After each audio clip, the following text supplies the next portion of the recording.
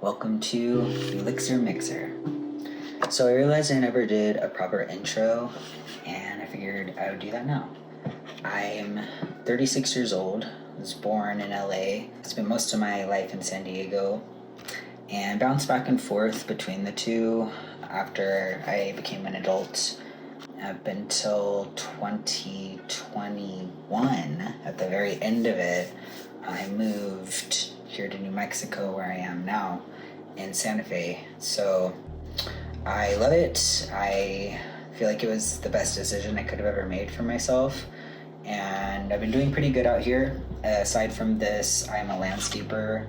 Started my own company called Raw Landscape and love doing that. It's not so great on the body because I'm getting a little older. So that's also why I ended up switching more into health. I've taken a lot of credits. I've been in and out of college since I was 15 years old. So do the math, and I still don't have an associate's. I have more than 60 credits, which is great. I'm very happy that I learned as much as I've learned. I'll never regret any of that. I did spend a lot of years in the retail world, Starbucks, and then to local coffee shops, pizza shops, restaurants, clerk jobs, anything in the retail industry. I've pretty much been there and done that, and I've learned a lot, grown a lot. Those industries are tough. They're very tough. Anyone who's gone through them for any length of time understands that. So that's all I'll say. I'm always thankful. Every single thing, no matter how bad it was a lesson. It taught you something. And I try to take all the good things I can from every experience I've had. I am a trans man. I was born female, and I love that about me. I love that for me. It was very, very awesome to have that experience. Not all of it obviously was great. I mean, being a woman is one of the hardest things ever. I'm grateful in hindsight. It's something that I'm able to tap into whenever I need to, and that I'm proud of. Everybody in the trans community has a really different journey, really different story, different beliefs, different opinions. I feel like that's everyone across the board. So many times I do that. I'll be like, this trans thing, but it actually relates to all humans, and I think that's what the bigger message is here for the trans community. Now that I feel fully comfortable and confident in my skin, I've been out for 7 years, and I came out later, obviously, because I'll be 37 this year.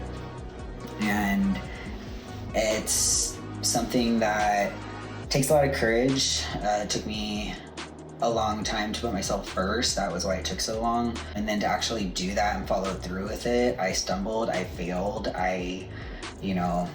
Alcohol is something I struggle with. I'm 11 months sober, almost a year. Very happy about it, but it's something that I've struggled with, and it's been one of the hardest things to overcome in this journey to being the authentic version of myself. Because I feel like even when you state that you're gonna make the change, just like a New Year's resolution, you can say anything you want. It's, are you gonna follow through? Who is this new person you're gonna be? It took a while for me to develop who that was, because I didn't even know.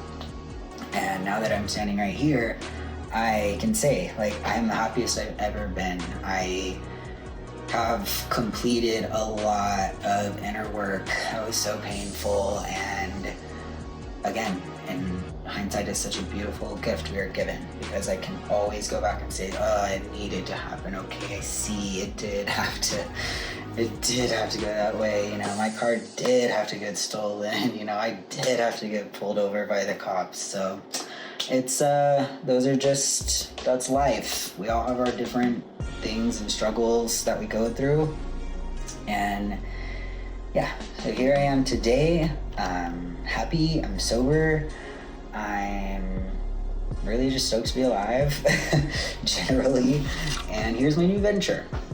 So today I want to do one of my favorite beverages ever, and it's an iced matcha latte. Maybe you've had an iced or a matcha frappuccino, or hot matcha is maybe more common, I would think. No matter what your matcha experience level is, I suggest you try it, because I was never, that was like one of the last things I ever got into as a barista. And even after learning how to make the drinks, it was still not something that I ever regularly made for myself or ordered. So it took until I think my last job, where I worked at a shop in Glendale, California, and they use a lot of house-made syrups and sweeteners, and everything that came in as we ordered the matcha, but everything that came in was just top-notch, like really, really good quality.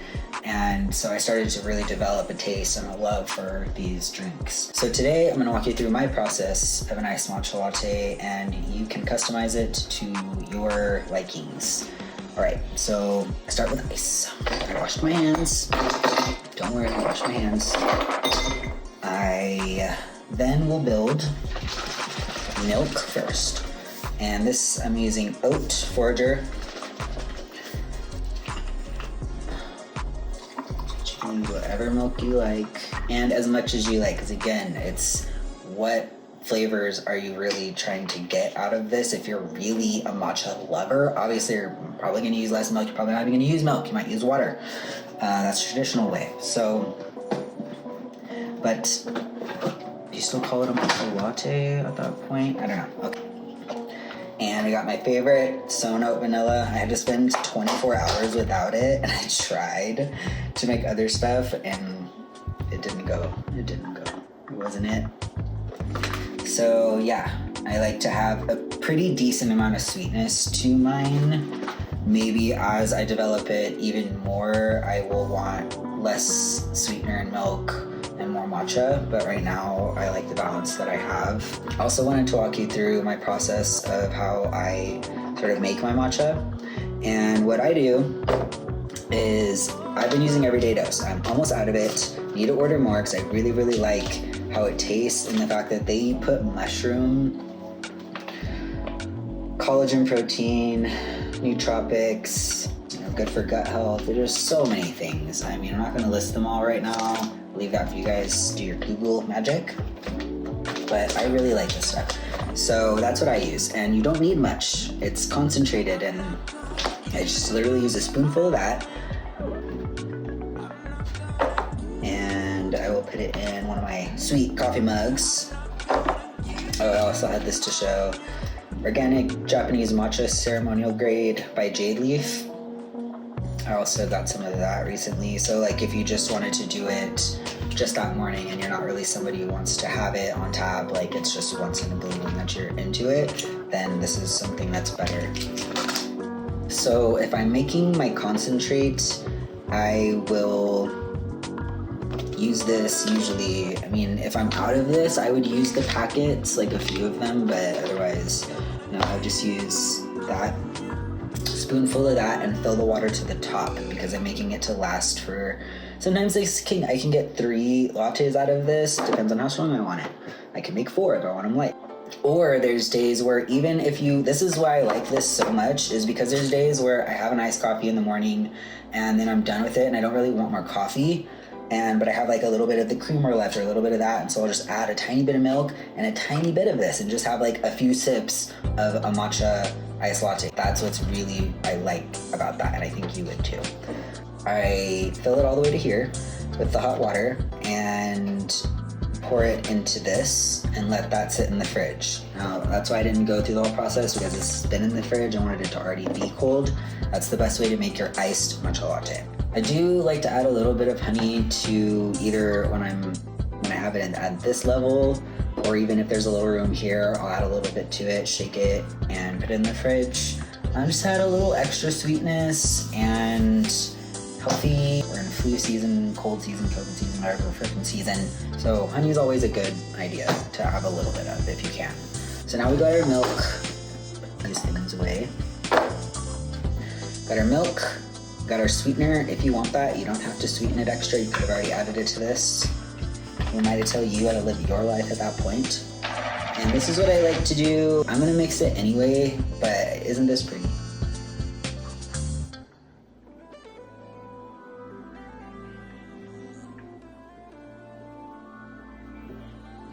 Yeah. It's just nice. It's just like layers And one of my favorite colors is mint green, so it gives me like a little element of that. And I'm an earth sign, so I'm just like, everything about it I just love. I take one of my cute little stirrers. Because the Sown Oat Creamer, if you have used it or you're going to, it does sink to the bottom. It's a heavier creamer. Yeah.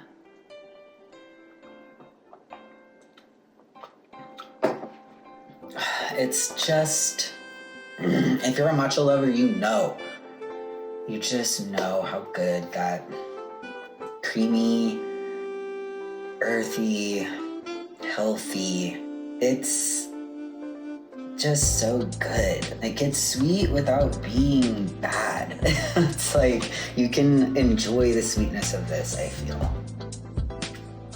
Oh, and I do. That's a little bit about me and how to make a delicious matcha iced latte. I hope you enjoyed it and hope you're liking this channel so far.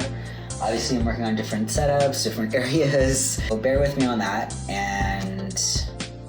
Or it just might be all over the place, every single thing, you don't know what you're gonna get, and maybe you like that, I don't know. We'll see where this goes, but all I can tell you is I am gonna keep this up. It's something I'm really passionate about. I can't wait for next month when I hit my year sober. It's just, we're gonna keep going, all right? Have a great day.